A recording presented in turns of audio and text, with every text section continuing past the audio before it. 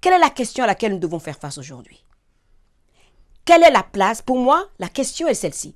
Quelle est la place de la culture béninoise dans nos sociétés et quel rôle et quelle importance on lui donne? Question pour un super champion, adressé ici aux Béninois par une voix qui vaut 4 Grammy Awards. Après 60 ans d'indépendance, Angélique Kidjo met le doigt sur une des plaies du Bénin. Sa culture, une mine d'or dont les pépites attendent de briller au grand air.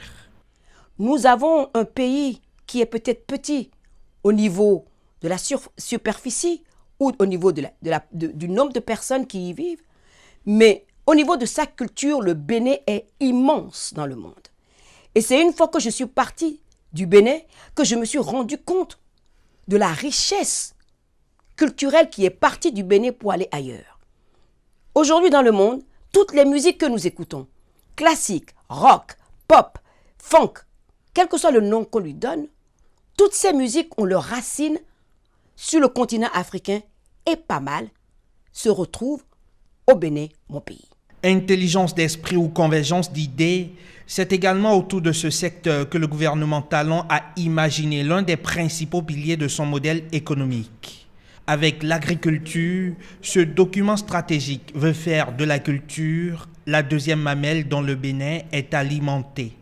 En ce qui nous concerne, au Bénin, nous sommes persuadés également que grâce à l'agriculture et également grâce à la culture qui va infuser et qui va donner les intrants au tourisme, nous allons pouvoir révéler notre pays, le Bénin, et créer la richesse.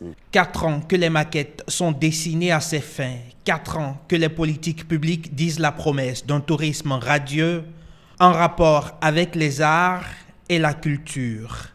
Et peut-être aujourd'hui, le temps des moissons est-il arrivé? Le gouvernement, à travers le PAG, est en train de mettre en œuvre 2 grands musées aux normes internationales. Le musée de l'épopée des Amazones et des rois du Dahomey et le musée international de la mémoire de l'esclavage. Ces 2 musées vont permettre de mieux valoriser notre patrimoine, nos objets, vont permettre également de nous mettre aux normes, vont permettre de pouvoir accueillir, recevoir nos biens culturels qui sont ailleurs. Des biens culturels d'hier et d'ici, revenus d'ailleurs, à valoriser dans ces 2 institutions muséales. Tout comme le patrimoine d'aujourd'hui, à mettre en lumière à la Galerie nationale, autre pan de réflexion qui a commencé à prendre corps depuis mars 2020. Sans oublier le traçage des circuits dits routes des tatas et routes des couvents, pour un patrimoine architectural ou immatériel révélé.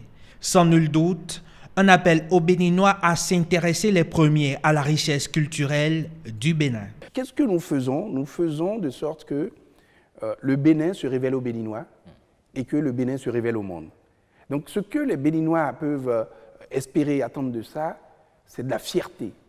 Être fiers de leur pays, être fiers de leur patrimoine, être fiers de leur culture, être fiers également de la vision qui est celle du chef de l'État pour que chaque Béninois n'ait plus honte de dire moi je m'approprie Abomey, moi je m'approprie Ouida, moi je m'approprie l'histoire de l'esclavage, moi je m'approprie le vaudou également. Et pour impulser le décollage de cette économie culturelle après 60 ans d'indépendance, se tiennent aux côtés du Bénin des partenaires qui ont flairé la bonne affaire. La Banque mondiale a très tôt compris que le développement économique du Bénin pouvait être porté aussi par le développement du tourisme, le tourisme patrimonial, le tourisme culturel, qui a été jusque-là sous-exploité au Bénin. Donc nous avons tenu à accompagner le gouvernement dans ses efforts pour réhabiliter, pour rehausser tout ce patrimoine culturel et patrimonial,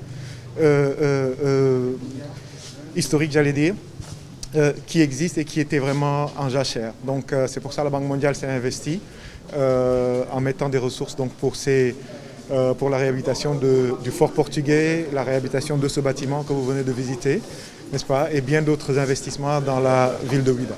Le Bénin n'est pas le petit arpent du bon Dieu, mais dans les actes récents en faveur de sa culture, On mesure là quelques signes d'une potion dont les ingrédients infusent à bonne température.